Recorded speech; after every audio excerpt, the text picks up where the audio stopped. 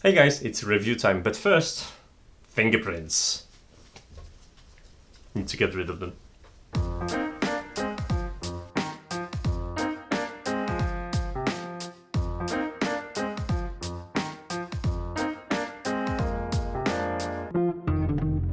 Hey guys, today we're talking about the phone. It's Xiaomi Redmi Note 9. That's probably 2 words too much to have a catchy name.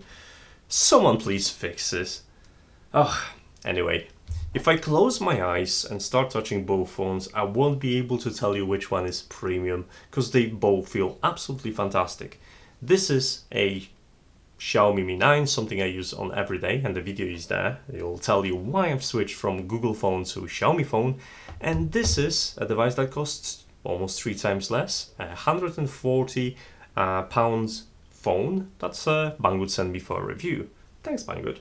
And I'll tell you this, it does not feel like a budget phone. First of all, this mobile absolutely grabs your attention with this 6.53 LCD display. It's beautiful, it's nicely saturated, well, it's IPS, so just look at it, it's gorgeous. This is the first phone I have in my hands that comes with a pinhole camera, and actually I'm getting used to it, it doesn't look that bad. Now, that beautiful screen isn't the only premium feature available to you. Now, obviously, you've got attention grabbing an array of cameras, with one in particular, 48 megapixel sensor. We're gonna get back to cameras in a bit. And there is a SIM tray with dual SIM support and SD card slot. Obviously, at the bottom, you're gonna have a USB Type-C connector, one speaker, and it's a nice touch, a headphone jack, just in case you want to go all old school. The feature list isn't complete just yet. You've got infrared blaster on top of it, just in case you're feeling like using the mobile as a remote. There's a fingerprint sensor at the back, face unlock, and a couple of other features. Now that I stopped marveling at this beautiful display, let's talk about other premium features. And dual SIM support comes also in software implementation with comms as support for dual apps and second screen. Now, dual apps allow you to, for example, bind 2 different numbers to WhatsApp, so you could use 2 WhatsApp clients on a single phone, something that anyone working professionally and having second SIM card would appreciate it. If you want to extend that even further, you can use dual display or dual screen, which allows you to separate 2 phones and create 2 different layouts for each SIM card. You will be still in charge whether you want to receive notification from one account or the other, and you can log into that account simply by either using a different thumbnail or typing in a different PIN. That's really cool if you want to separate your private life from your professional life. If you take a closer look, you'll notice that this device is slightly thicker than my Mi 9, and there is a good reason for that. In fact, there is a fantastic reason for that. It comes with 5020 milliamps battery. I mean, I had tablets that had a smaller battery than this.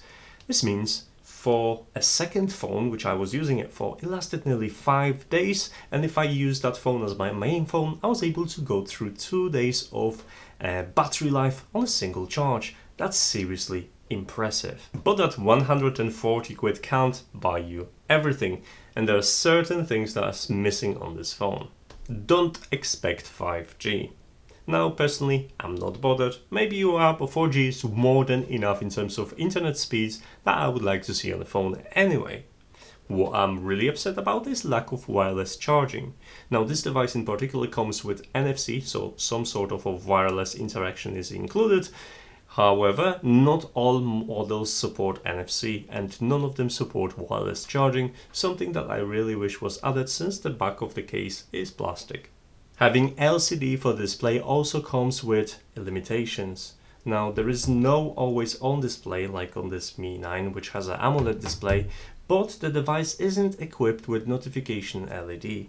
This means that you won't know that there is a pending notification if you miss the initial notification or screen flash.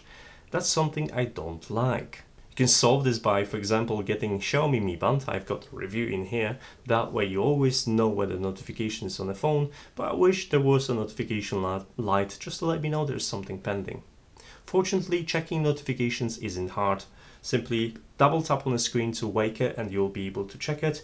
The screen has a very responsive face unlock, And if that's enough, there is also a very fast fingerprint reader at the back. Speaking of displaying things, this screen is 1080 by 2340. It's not 4K, but you won't be able to play 4K anyway because it's device locked. Now I've opened the YouTube to try to play some 4K footage, and that option wasn't simply present. So I've side-loaded 4K footage just to find out the device isn't able to play it. It's just not powerful enough, and the footage ended up looking like a slideshow. Which only confirmed my fears. Despite being baited by 48 megapixel camera, this camera uses a different sensor to actually shoot the video footage.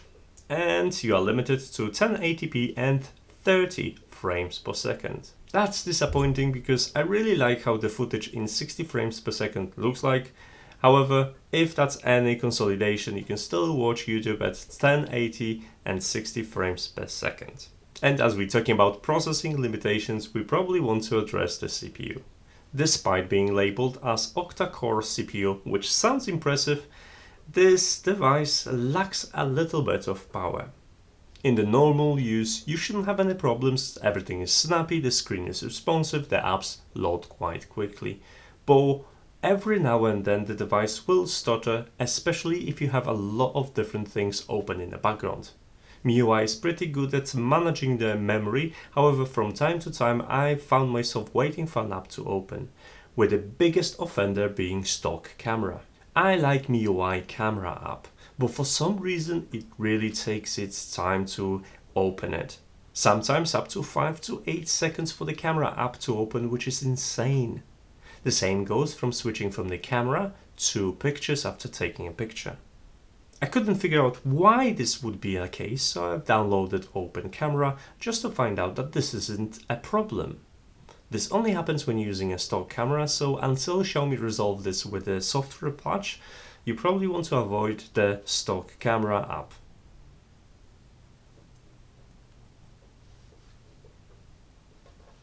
And if that wasn't enough, MIUI comes with something that is called recommended apps. It's spam or ads or whatever you want to call it. It's disgusting and it shouldn't be there. There is a couple of apps that are pre-installed, but they are easy to remove. I don't know why they keep installing the bloatware and who keeps it, but the biggest offenders are settings. Those are actual settings that you can enable on and off to display the ads for you within the folders or within the certain applications or installing screens, and I cannot imagine why anyone would want this. Thankfully, you can disable this and it only takes a couple of moments and you'll be able to enjoy MIUI without any additional spam. Thank God for the switches.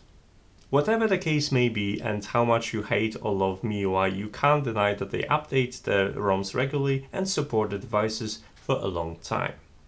You probably want to know more about the camera and how does it perform, so I took a couple of pictures and take a video as well. The 48 megapixel camera is the same one that is featured on Xiaomi Mi 9 and it's pretty decent. I mean, if you take a look at this, there's hardly any difference between pictures. Now the images are correctly exposed and saturated and there is nothing really bad I can say about it.